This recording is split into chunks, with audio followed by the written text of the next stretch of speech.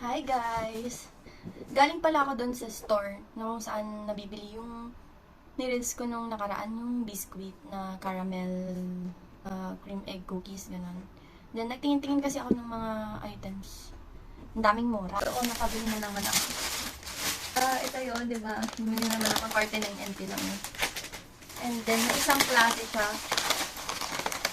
Ayan, milk flavor. Kaya gusto ko i-try. Kaya bumili ako. 49 NT lang din siya.